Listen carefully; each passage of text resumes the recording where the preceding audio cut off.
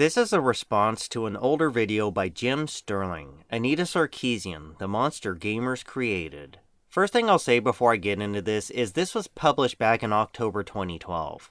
While people knew or suspected certain things about Anita Sarkeesian, back then, some of what we know now wasn't common knowledge. This was before Anita released any of her videos or anyone knew what they were going to be like. You know, I'm all for getting your point across in a childish way if that's what it takes. I'm all for righteous indignation, and if there's a just cause, I'll be grabbing a pitchfork and a torch alongside y'all. I understand the sentiment. Plenty of people stand for what they view as a just cause, and when push comes to shove, they push that much harder to make their point. However, if your plan to silence an internet personality is to attack her with disproportionate amounts of harassment and abuse in such a way that ensures she becomes one of the biggest stories of the year,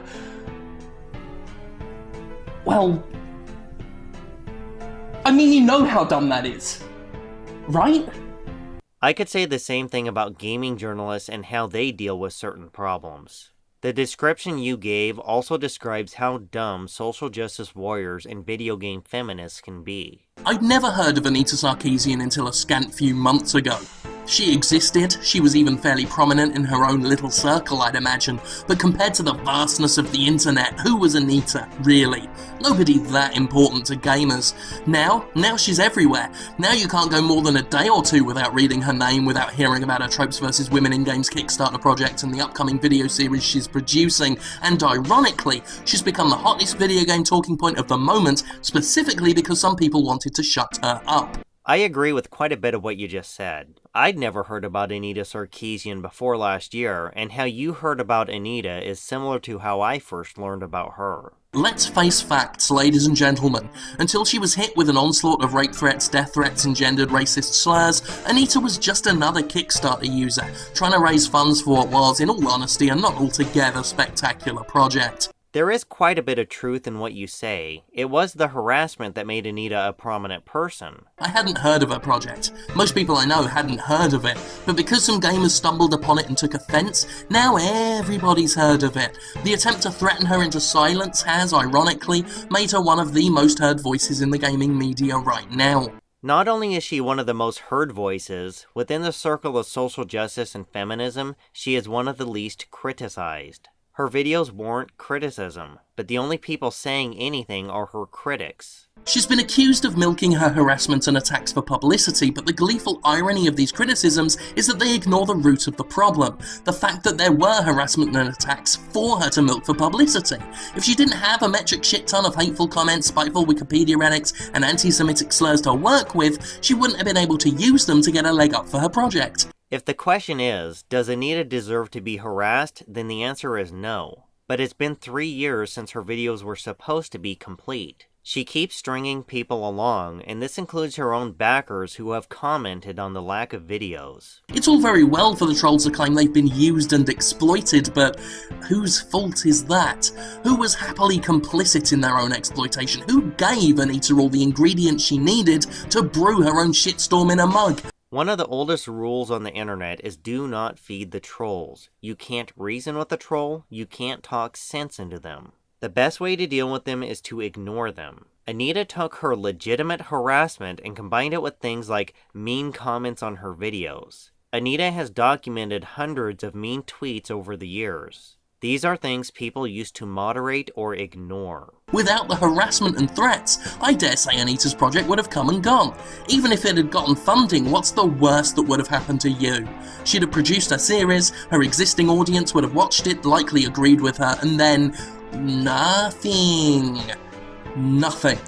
We wouldn't be talking about it right now. The woman you chose to make your mortal enemy would still be producing videos in her own little sector of the net, and video games would just be video gaming like usual. I used to think that if she made her videos and moved on, nothing would have come of it. However, she does talk to game developers as well as other personalities in gaming. She is heavily promoted by certain people, and her influence has been seen in some games. If in theory she completed her videos and was still relevant, people would still be after her. Even sillier is the fact that every time her name has come up in the past few weeks, it's because somebody who doesn't like her brought her up again. She also keeps coming up because of people promoting her videos and interviewing her, But that also brings about overblown backlash, as has become the norm with Anita Sarkeesian. However, during E3 this year, Anita and Jonathan McIntosh were criticized for their comments about games such as Doom. The idea that people like Anita Sarkeesian and Jonathan McIntosh could spout nonsense like that without someone challenging them is asinine, and it has been like that for over 3 years.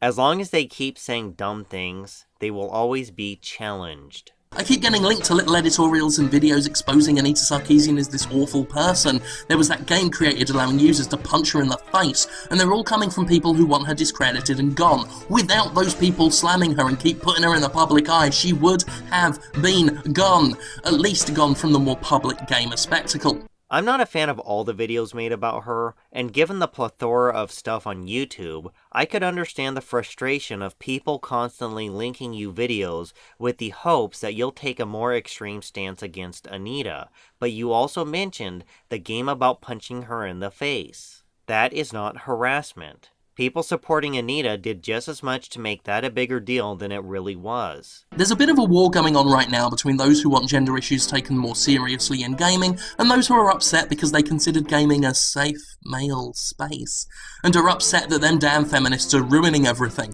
A while back, I started reading older gaming articles, and I read some as far back as 2008. The general feeling I was getting based on what I read is representation of women has been a discussion for some time, but back then it was more like, can we have more playable female characters? Now it's more like, we don't want any games with women represented specific ways. In recent history, I've also seen gaming journalists criticizing games with Anita Sarkeesian-style arguments, whereas back in 2008, they were defending the same games against the same style arguments. I've even seen people criticizing video games that didn't seem interested in the medium before Anita Sarkeesian's Kickstarter. It's like when Anita Sarkeesian came along and people rallied behind her, some of them also adopted her extremist stance on female representation in video games. But again, I ask, what are they ruining exactly? What are a few debates about sexism going to ruin? It's not the debate that bothers me so much as the way they go about it. I watched several hate campaigns leveled against game developers over this last summer. I've looked up previous controversies that predate my awareness of Anita. Many of these controversies started sometime after 2012, after Anita Sarkeesian came on the scene. Are they going to take away your Dead or Alive beach volleyball massive tit parade? Would that be a loss, even if they did? Which they won't, because so long as the market exists, publishers won't change shit. It's odd you should say that, considering Dead or Alive Extreme 3 was something that sparked a recent controversy. I've seen several controversies start over female representation, but as far as publishers changing things, some of them do what they want regardless of the criticism. But that brings into question the hate some video game feminists direct at these game developers. Couldn't it be argued that is also a problem? The worst that will happen is we'll have some interesting discussions, and some minds might be swayed. And if you don't want to be part of that debate, you know you don't have to be. It's easy to enjoy video games without worrying about gender issues. No, it really fucking is. I've seen unfair and harsh criticism leveled at game developers, including Nintendo. It's not just an issue of swaying game developers' opinions, it's an issue of extreme feminist critics demanding these games change. Some of them don't even play the more mature titles that they criticize, they just don't like what the game does with women. They can't even tolerate it because it exists. In some cases, these representations of women aren't even that bad, and in other cases, these games are deliberately misrepresented to make it look worse than it actually is. But again, the trolls who want this all to stop are scoring a massive own goal, because every time it does come up, they go on the warpath, harassment and threats happen, and then everybody in the world starts talking about it again. The people who want to move past this extremist stance can't, because every time a game developer steps out of line, there is a feminist hate parade.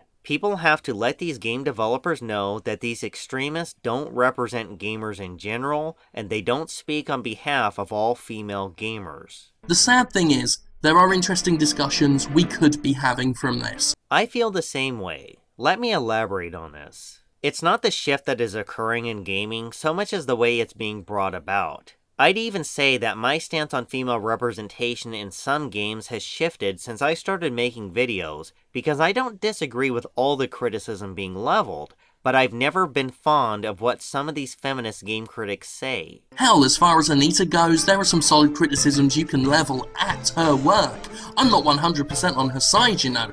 She's not perfect by a long shot, and her video series seems already to be a little off base with some of the examples she's named as targets. You just mentioned an important thing I want to highlight. You criticize the harassment while also acknowledging Anita's work warrants criticism. One of my biggest complaints are feminist game critics targeting games they shouldn't be targeting. Several of them cite Anita Sarkeesian and her videos for justification of their criticism, and Anita endorses these critics by retweeting their articles on the FemFreak Twitter account. But we can't talk about that anymore, because the debate's not about whether she's right or wrong. The debate was invalidated when people decided to try and ruin her life en masse. The chance to debate her on merit was lost once people started threatening to rape her.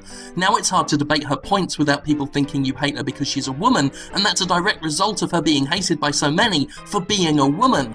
A few people are now trying to retroactively justify the assault on her by accusing her of scamming and exploitation, but it's too late for that.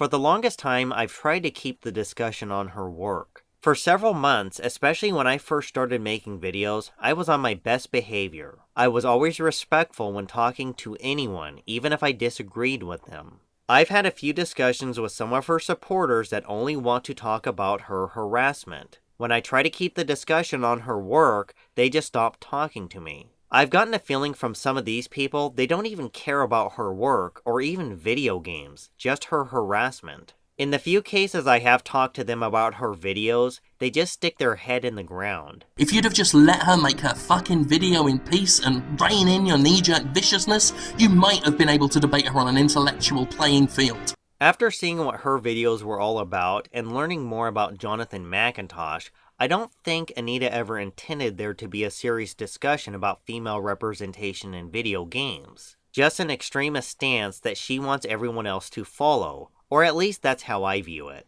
Hell, if her videos do turn out to be incorrect, you could have just let her hang by her own petard, or you could have simply ignored the videos and realized nothing of value was lost. Some rational people saw issues with her videos once they were released, but others still push her videos regardless. Even if everyone ignores her videos, it still would have been a problem that needs to be addressed, thus necessitating criticism of her work. But instead, you attacked her on the sheer mention of her intentions, turned the entire debate into a thesis on how misogynistic gamers are, and demolished any chance you had of having a rational, sensible debate with Anita and truly testing the courage of her convictions, which is something I would have liked to have seen.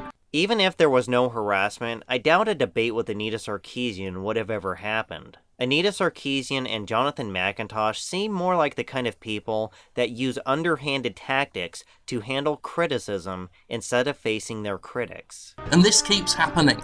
This is what happens whenever someone has a problem with a woman working in video games. She gets attacked based on the fact that she is a woman, and then the debate shifts into sexism. And it's your fault, the ones who apparently hate this debate. You're the ones turning it into a gender war because you have to go for the jugular every single time and make things personal and vicious. And when it starts, you can't stop, and thus you continue to fix the spotlight on the issue and provide fame and exposure to the person you wish would go away. Anita doesn't even have her first video out, but because of the folks who wanted her to go away, she's got more publicity for her debut than she could have dreamed of. It does keep happening, and I'm frustrated by it. I think some of the people going after her are part of the problem, but it's also like I said, I don't think Anita ever intended to have a discussion or debate. And you can blame the press for being complicit in this, but what are the press mostly reporting on? Her attacks! Attacks they wouldn't be able to report on if they'd have just stopped. The press views harassment as a serious issue, and that is why it is a bigger story than her videos, but gaming journalists should be skeptical of bogus claims about video games. Anita Sarkeesian is your Frankenstein's monster. You created her, and now you can't stop her. Anita Sarkeesian is also a dream come true for social justice. Her setup allowed these extremists to more easily force their ideas on others because before Anita, these extremist stances were not taken as serious. Where people used to question some of her style arguments, the same people now ignore her and in some cases embrace her line of thinking.